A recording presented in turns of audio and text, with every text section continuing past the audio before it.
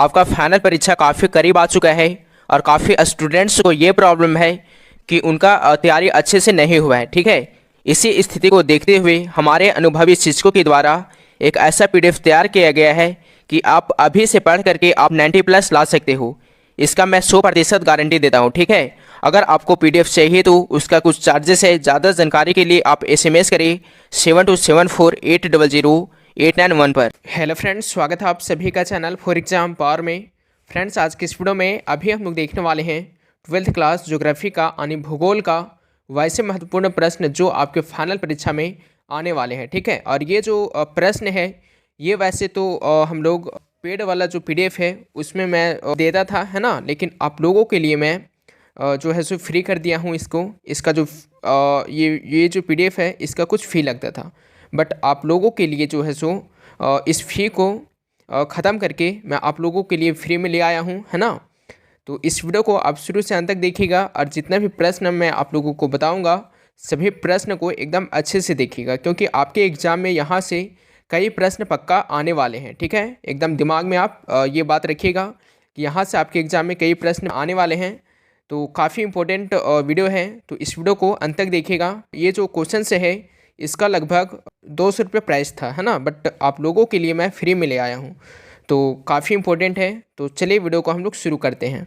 तो पहला प्रश्न क्या है, संभववाद के अवधारणा में किस घटक को महत्वपूर्ण माना गया है। ठीक है, तो पहला का सही आंसर है ऑप्शन नंबर बी, मानवीय घटक को। अगला प्रश्न है क्वेश्चन नंबर नेक्स्ट क्या है, दूसरा नंबर, मानव भूगोल का जनक किसे कहा जाता है। मानव भूगोल का जो जनक कहा जाता है वो किसे कहा जाता है, तो दूसरा का जो राइट आंसर है वो है ऑप्शन नंबर डी, रेटजेल को। ओके, अगला प्रश्न है 3 नंबर क्वेश्चन है, आधुनिक मानव भूगोल के जनक हैं। आधुनिक मानव भूगोल के जनक कौन है, यहाँ पे 4 ऑप्शन है, फ्रेडरिक रेटजेल है, वारेनियस है, चार्ल्स डार्विन है, एलन सैम्पल है। तो 3 का जो सही आंसर है वो है ऑप्शन नंबर की फ्रेडरिक रेटजेल। ओके, अगला प्रश्न है क्वेश्चन नंबर 4 है ना। 4 नंबर प्रश्न क्या है, निम्न में से कौन एक जनसंख्या परिवर्तन के कारक नहीं है। तो 4 का सही आंसर है ऑप्शन नंबर बी, आवास। ओके, अगला प्रश्न है क्वेश्चन नंबर 5 है। 5 नंबर प्रश्न क्या है ना, देखिएगा।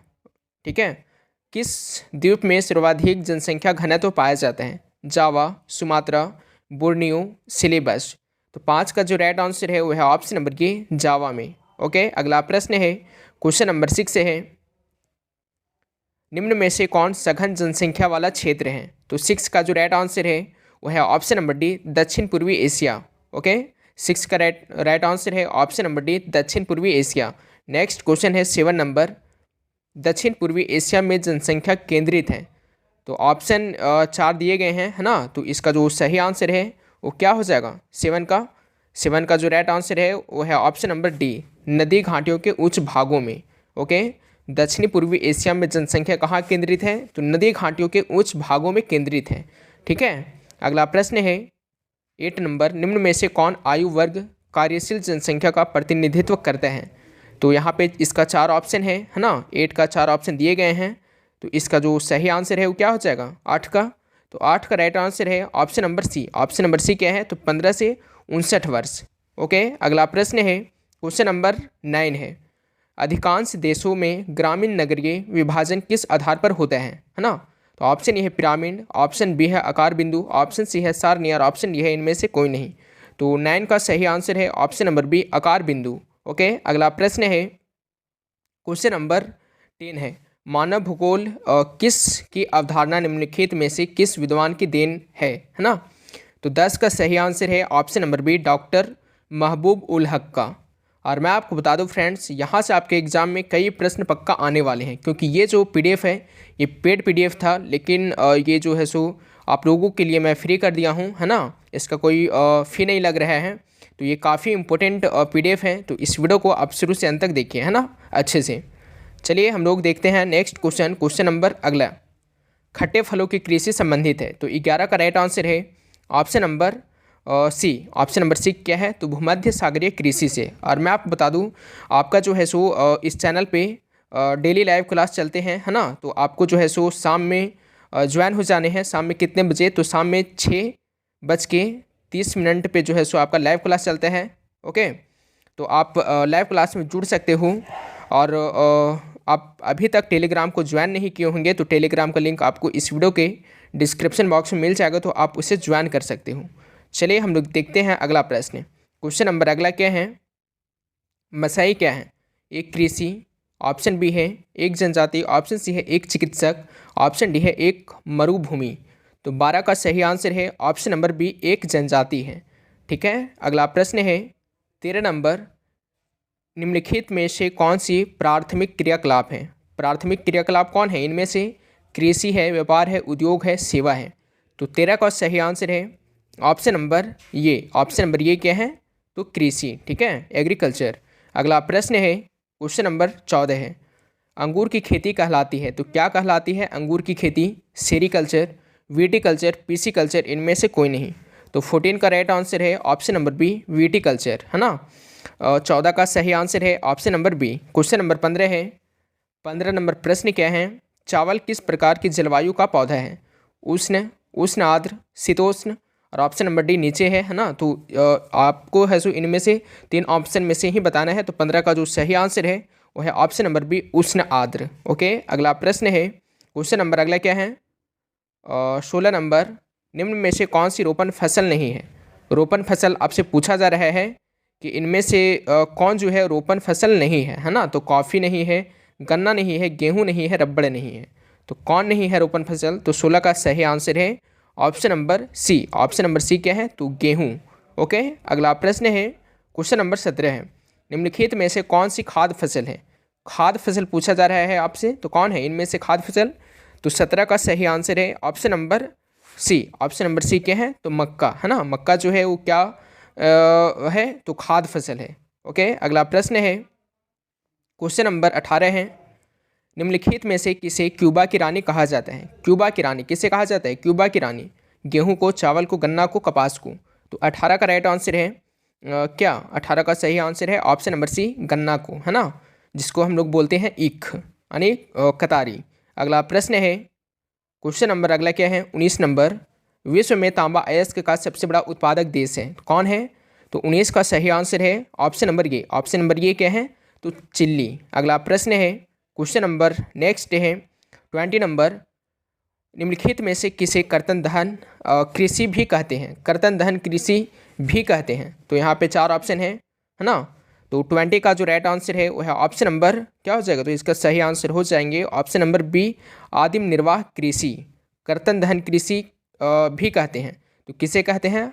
आदिम निर्वाह कृषि को। ओके, अगला प्रश्न है क्वेश्चन नंबर 21 है, 21 नंबर क्वेश्चन देखिएगा, है ना, क्या है सो, निम्न में से कौन सी एक अर्थव्यवस्था में उत्पादन का स्वामित्व व्यक्तिगत होता है? तो 21 का सही आंसर है ऑप्शन नंबर ये, पूंजीवाद। अगला प्रश्न है क्वेश्चन नंबर 22 है, पेट्रोकेमिकल उद्योग में अग्रणी देश का नाम है? जापान, संयुक्त राज्य अमेरिका का, चीन का, भारत का। तो 22 का सही आंसर है option number B. Option number B क्या है? तो संयुक्त राज्य अमेरिका का, इसे हम लोग यूएसए भी बोलते हैं। ठीक है, यूएसए। अगला प्रश्न है, अगला प्रश्न क्या है 23 नंबर, निम्नलिखित में कौन सा एक चतुर्थ क्रियाकलाप है? चतुर्थ क्रियाकलाप कौन है इनमें से? तो 23 का जो सही आंसर है वो है option number D. Option number D क्या है? तो ऑप्शन नंबर डी है विश्वविद्यालयी अध्ययन, है ना। अगला प्रश्न है, हेमेटाइट अयस्क में किस धातु का उपयोग होता है? हेमेटाइट अयस्क में किस धातु का उपयोग होता है? तो 24 का सही आंसर है option number B. Option number B क्या है? तो लोहा का। अगला प्रश्न है क्वेश्चन नंबर नेक्स्ट क्या है 25 नंबर, संसार के प्रसिद्ध वैश्विक नगर निम्नलिखित में से कौन कौन से हैं? तो यहाँ पे 4 ऑप्शन है ना। तो इसका जो सही आंसर है 25 का जो राइट आंसर है वो है option number B, London, New York, Tokyo. Next question है क्वेश्चन नंबर 26 है, निम्नलिखित में कौन व्यावसायिक नगर है? व्यावसायिक नगर कौन है इनमें से? तो 26 का जो सही आंसर है वो है option number D, Amsterdam. Okay, और इस वीडियो में हम लोग टोटल 35 प्रश्न देखेंगे। ठीक है, और 35 के 35 काफ़ी इंपॉर्टेंट है, तो लास्ट तक इस वीडियो को देखिएगा, है ना। और ये जो वीडियो है ये पार्ट 1 है, हम लोग पार्ट 2 वीडियो भी देखेंगे इसका 35, इसमें जो पार्ट 2 आएगा उसमें 35, तो टोटल कितना हो जाएंगे? तो 70। ठीक है, 70 प्रश्न हम लोग देखेंगे, तो काफ़ी इंपॉर्टेंट प्रश्न है। तो चलिए हम लोग देखते हैं अगला प्रश्न। क्वेश्चन नंबर 27 है, सुएज नहर निम्न में से किसे जोड़ती है? तो 27 का सही आंसर है option number C. Option number C क्या है? तो ऑप्शन नंबर सी है भूमध्य सागर एवं लाल सागर को। ठीक है, अगला प्रश्न है 28 नंबर, निम्नलिखित में कौन आंतरिक सामुद्रिक पतन नहीं है? तो 28 का सही आंसर है option number D. Option number D क्या है? तो मैम्फिस। ठीक है, अगला प्रश्न है 29 नंबर, देखिएगा 29 नंबर है ना, रेल मार्ग के जाल का सघनतम घनत्व है, तो कहाँ पे है? रेल मार्ग के जाल का सघनतम घनत्व, सबसे ज़्यादा घनत्व ब्राज़ील में, संयुक्त राज्य अमेरिका में, कनाडा में, रूस में। तो 29 का सही आंसर है ऑप्शन नंबर बी, संयुक्त राज्य अमेरिका में। ठीक है, अगला प्रश्न है क्वेश्चन नंबर 30 है, निम्नलिखित महाद्वीपों में से किस एक से विश्व व्यापार का सर्वाधिक प्रवाह होता है? तो एशिया, यूरोप, उत्तरी अमेरिका, अफ्रीका। तो 30 का सही आंसर है ऑप्शन नंबर बी, यूरोप, है ना। नेक्स्ट क्वेश्चन है क्वेश्चन नंबर 31 है, रबर का सबसे बड़ा निर्यातक देश कौन से है? निर्यातक देश आपसे पूछा जा रहा है, तो किसका? रबर का। तो रूस है, अमेरिका है, जापान है, मलेशिया है। तो 31 का सही आंसर है ऑप्शन नंबर डी, मलेशिया। ठीक है, मलेशिया जो है वो क्या है? तो रबर का सबसे बड़ा निर्यातक देश है। दिमाग में क्या आपको रखना है? निर्यातक देश कौन से है, है ना, सबसे बड़ा, तो कौन से है? तो मलेशिया है। अगला प्रश्न है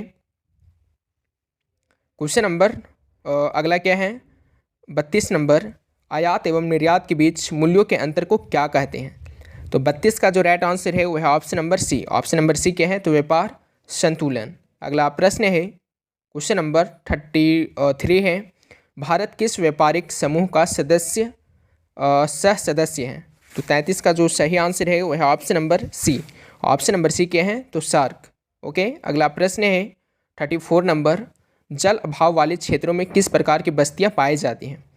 जहाँ जल की कमी होती है उस क्षेत्र में किस प्रकार की बस्तियां पाई जाती हैं? अभाव मतलब क्या होता है?